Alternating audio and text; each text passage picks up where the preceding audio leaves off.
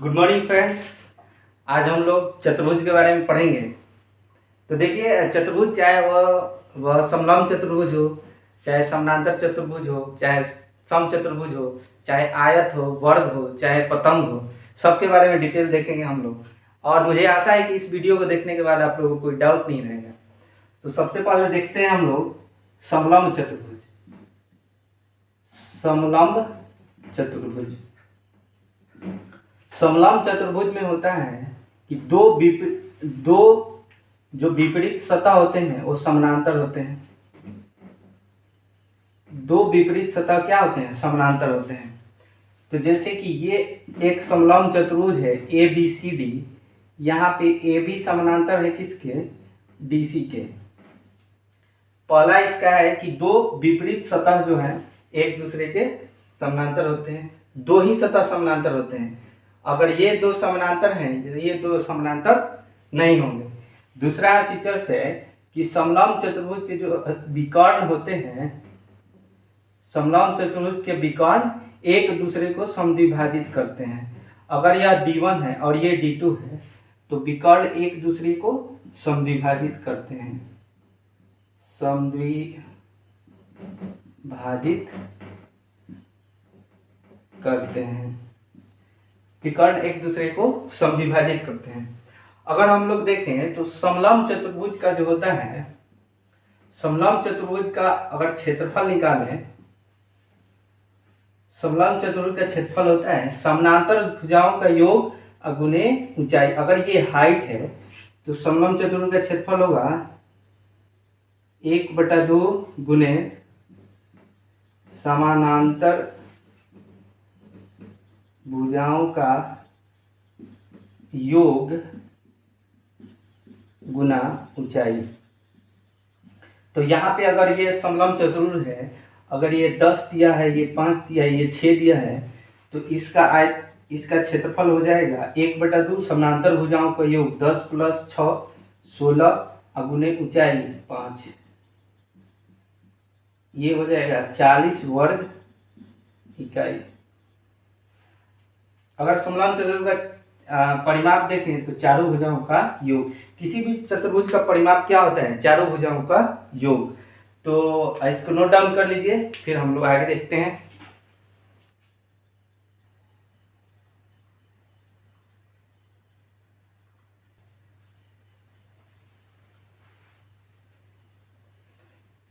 देखिए, एक और इसमें पॉइंट छूट गया है, उसको बता देते हैं।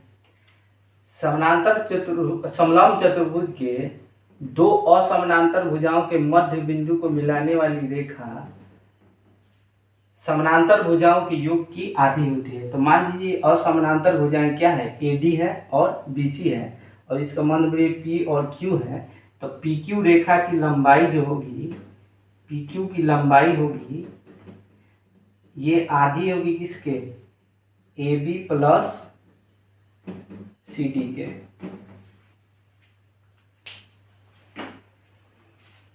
चलिए नेक्स्ट क्वेश्चन। नेक्स्ट आइए अब हम लोग देखते हैं दूसरी आकृति जो है। दूसरा है समचतुर्भुज, समानांतर चतुर्भुज, सॉरी। दूसरा है समानांतर चतुर्भुज। इसको इंग्लिश बोलते हैं पैरेललोग्राम।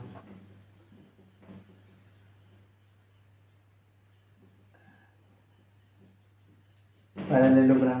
जैसे समलंब चतुर्भुज में दो भुजाएं विपरीत भुजाएं समानांतर थी, और ये समानांतर चतुर्भुज में ये जितनी दोनों विपरीत भुजाएं जो हैं ये एक दूसरे के समानांतर होती हैं। इसमें ध्यान देना है कि देखिए, समलंब चतुर्भुज में केवल दो भुजाएं थी एक दूसरे के समानांतर।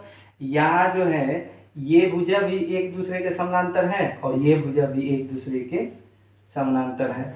तो यहाँ पे AB समानांतर होगा CD के, तथा AD जो है समानांतर होगा BC के। पहला यही है पॉइंट। अगर इसका हम लोग विकर्ण देखें, अगर इसका विकर्ण D1 और D2 है तो इसके विकर्ण एक दूसरे को, इसके जो विकर्ण हैं एक दूसरे को समद्विभाजित करते हैं, विकर्ण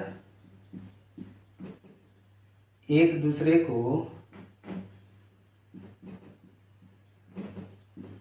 को बराबर भागों में बांटते हैं। समद्विभाजित करते हैं मतलब बराबर भागों में बांटते हैं। अगर ये पॉइंट ई है तो डी ई बराबर होगा किसके, बी ई के, तथा ए ई बराबर होगा किसके, ई सी के। अगर हम लोग समानांतर चतुर्भुज का नेक्स्ट फीचर देखें तो अगला इसका होता है, इसका जो है सम्मुख कोण क्या होता है, बराबर होता है। समानांतर चतुर्भुज में क्या होगा, सम्मुख कोण बराबर होगा।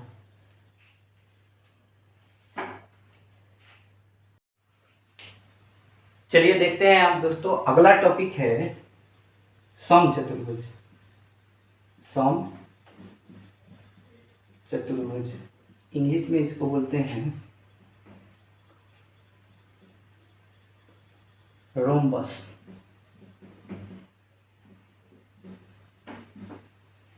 ठीक है जी। समचतुर्भुज में क्या होता है कि चारों भुजाएं बराबर होती हैं और क्या हो गया, लग रहा है लाइट कट गया है। चलिए देखते हैं समचतुर्भुज। अगर यह समचतुर्भुज है ए बी सी डी, तो देखिए सबसे पहला है कि इसके विपरीत भुजा समानांतर होते हैं, यानी ए डी समानांतर किसके होगा, बी सी के, तथा ए बी समानांतर किसके होगा, डी सी के होगा ना जी। तो ए बी समानांतर क्या लिख कर सकते हैं, डी सी, और ए डी समानांतर क्या लिख सकते हैं, बी सी। अब यह समचतुर्भुज है तो ये दोनों आपस में बराबर भी होंगे, यानी ए बी बराबर होगा किसके, डी सी के, और ए डी बराबर होगा किसके, बी सी के, होगा ना जी।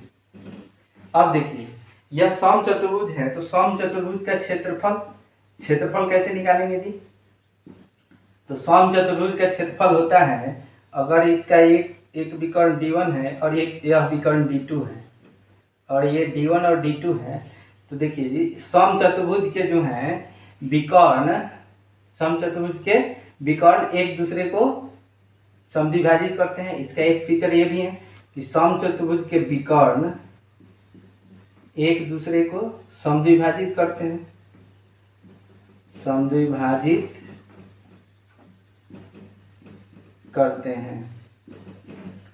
अगर यहाँ पे अगर नेक्स्ट देखें तो सम्मुख कोण बराबर होता है, तो ये कोण और ये कोण बी बराबर होगा किसके, कोण डी के, कोण ए बराबर होगा किसके, कोण सी के।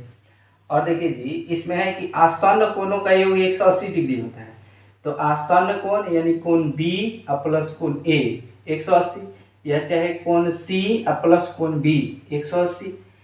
अगर हम लोग इसका क्षेत्रफल देखें तो समचतुर्भुज का क्षेत्रफल होता है 1/2 गुने D1 गुने D2। समचतुर्भुज का क्षेत्रफल क्या होता है, 1/2 गुने D1 गुने D2। ठीक है, इसको नोट डाउन कीजिए। तो फिर हम लोग नेक्स्ट टॉपिक देखेंगे। आइए हम लोग नेक्स्ट टॉपिक देखते हैं। नेक्स्ट टॉपिक है आयत। आयत को क्या बोलते हैं जी अंग्रेजी में, रेक्टेंगल। आयत में क्या होता है, सबसे पहले आयत के जो चारों कोण होते हैं ये 90 डिग्री के होते हैं। कि अगर ए बी सी डी आयत है तो इसके जो है, देखिए जी ये वर्ग जैसा बन गया आयत। अब हम लोग देखें तो ये हो गया आपका आयत, इसका नाम दे दें ए बी सी डी। तो देखिए सबसे पहला फीचर है आयत का, सबसे पहला विशेषता है कि इसके सभी कोण 90 डिग्री के होते हैं। सभी कोण 90 डिग्री, सभी कोण कितने होते हैं जी, 90 डिग्री के होते हैं। सभी कोण समकोण होते हैं और विपरीत जो भुजा है वो समानांतर होती है। विपरीत भुजा क्या होती है, भुजा समानांतर होती है, विपरीत भुजा समानांतर होती है। और जो इसके विकर्ण हैं आयत के जो विकर्ण हैं, विकर्ण एक दूसरे को समद्विभाजित करते हैं।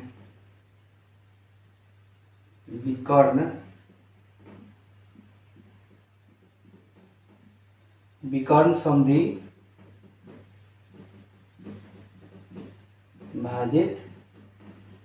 करते हैं। विकर्ण समद्विभाजित करते हैं। अगर हम लोग देखें आयत का क्षेत्रफल, तो आयत का क्षेत्रफल होता है लंबाई गुने चौड़ाई। लंबाई गुना क्या होता है जी? चौड़ाई। आयत का परिमाप देखें तो आयत का परिमाप होता है, आयत का परिमाप होता है 2 गुने लंबाई जोड़ चौड़ाई।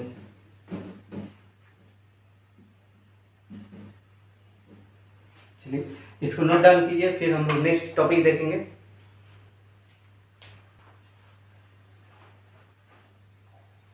आइए देखते हैं नेक्स्ट टॉपिक। नेक्स्ट टॉपिक है वर्ग।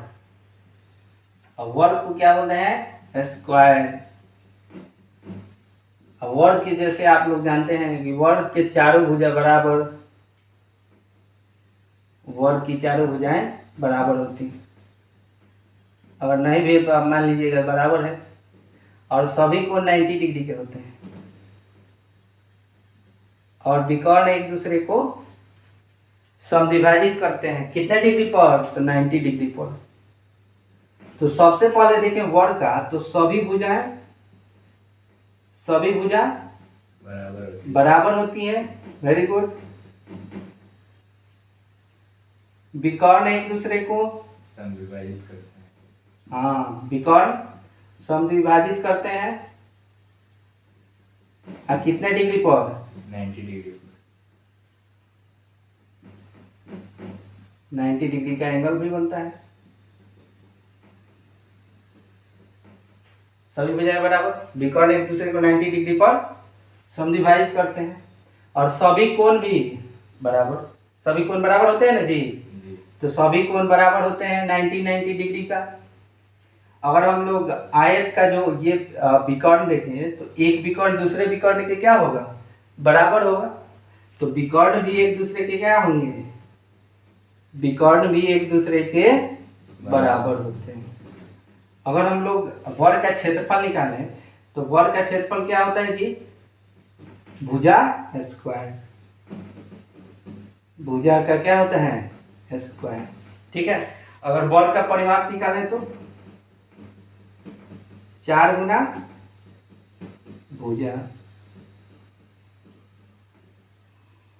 वर्ग का परिमाप 4 गुने भुजा। इसको नोट डाउन कीजिए, फिर हम लोग नेक्स्ट टॉपिक देखेंगे। चलिए लास्ट टॉपिक देखते हैं। लास्ट टॉपिक है पतंग। तो पतंग को इंग्लिश क्या बोलते हैं? काइट। पतंग इस टाइप का होता है ना जी? A B C D। अगर इसका हम लोग विकर्ण मान लें, ये 2 हो गया विकर्ण, ये मान लिया D1 है, ये D2 है। लेकिन पतंग का जो सबसे खास बात है कि पतंग के 2 आसन भुजाएं बराबर होती हैं। पतंग के 2 आसन भुजाएं बराबर होती है। तो AD बराबर होगा किसके? DC के, होगा ना जी? अच्छा है, AB बराबर किसके होगा? BC के। पतंग की सबसे खास बात क्या है कि आसन भुजाएं, 2 आसन भुजाएं बराबर होती हैं। और पतंग का जो है विकर्ण एक दूसरे को 90 डिग्री पर काटता है। कितना डिग्री पर? 90 डिग्री। हाँ, पतंग का जो विकर्ण है, विकर्ण 90 डिग्री पर काटते हैं। और देखिए पतंग का जो विकर्ण है वो बराबर नहीं होते हैं। विकर्ण बराबर नहीं होते हैं। पतंग के जो विकर्ण होते हैं बराबर नहीं होते, यानी D1 बराबर नहीं होगा किसके? D2 के। कितने लोग समझ लेते हैं कि D1 बराबर D2? नहीं, पतंग में ऐसा नहीं होता है। पतंग में D1 बराबर D2 नहीं होता है। नहीं होता है। अगर पतंग का क्षेत्रफल निकालना हो तो पतंग का क्षेत्रफल क्या हो जाएगा? 1/2 गुने D1 इंटू D2। पतंग का क्षेत्रफल होता है कि विकर्णों का गुणनफल का आधा। 1/2 गुने पहला विकर्ण गुना दूसरा विकर्ण। अगर पतंग का एक और खासियत देखें तो इसके जो दो सम्मुख कोण बराबर होते हैं, दो सम्मुख कोण, यानी अगर B बराबर होगा, कोण B बराबर होगा कोण D के, चाहे कोण A बराबर किसका होगा? कोण C के। एक ही लागू होगा। अगर कोण B बराबर कोण D होगा तो कोण A बराबर कोण C नहीं होगा। अगर कोण A बराबर कोण C होगा तो कोण B बराबर कोण D नहीं होगा। तो दो सम्मुख कोण क्या होते हैं? बराबर होते हैं। चलिए, अगर लग रहा है कि हम लोगों ने मेहनत किया है तो लाइक और सब्सक्राइब कीजिए। धन्यवाद। हाँ, ज़्यादा से ज़्यादा इसको शेयर कीजिएगा और चैनल को सब्सक्राइब नहीं किए हैं तो सब्सक्राइब भी कीजिए।